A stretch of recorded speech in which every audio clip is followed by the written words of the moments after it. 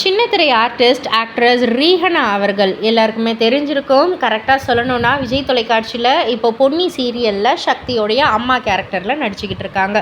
So இவங்க வந்து சமீபத்தில் இன்டர்வியூவில் ஒரு விஷயம் வந்து பகிர்ந்திருக்காங்க.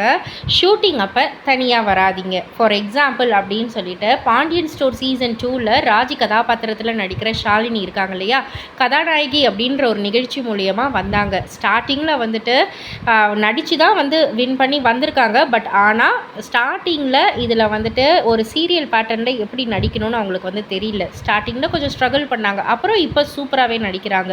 அதே மாதிரி மேக்கப் ப்ராடக்ட்ஸ்லாம் வந்து என்ன அப்படின்றது வந்து கொஞ்சம் குழம்புனாங்க. நான் தான் வாங்கிட்டு போய் கொடுத்தேன், அவங்க மாமியார் வந்து எனக்கு பே பண்ணிட்டாங்க. ஸோ அவங்க வந்து எப்படின்னா அவங்களுடைய ஹஸ்பண்டோடையோ அவங்களுடைய மாமியாரோடையும் தான் வந்து இந்த ஷூட்டிங்க்கு வருவாங்க. அவங்க வந்து நடிச்சுட்டு அதே மாதிரி போக்குள்ள அவங்க கூடயே போயிடுவாங்க.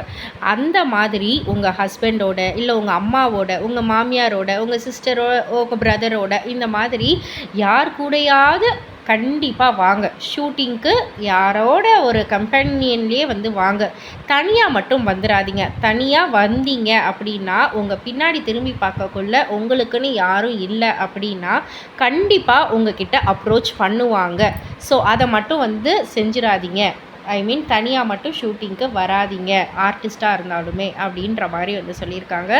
ஸோ இந்த ஒரு இப்போ பேச்சு வந்து சர்ச்சையை ஏற்படுத்தியிருக்கு.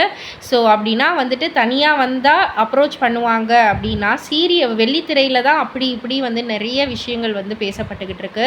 சின்ன திரையிலையுமே வந்துட்டு இந்த மாதிரிலாம் வந்து நடந்துக்கிட்டு தான் இருக்கா, என்ன கொடுமை இது அப்படின்ற மாதிரிலாம் நிறைய பேர் நிறைய விதமான விமர்சனங்களை முன் வச்சிட்ருக்காங்க. இதை பற்றி நீங்கள் என்ன நினைக்கிறீங்க, உங்களுடைய கருத்து என்ன அப்படின்றத கீழே உள்ள கமெண்ட் பாக்ஸில் குறிப்பிட்டு சொல்லுங்கள்.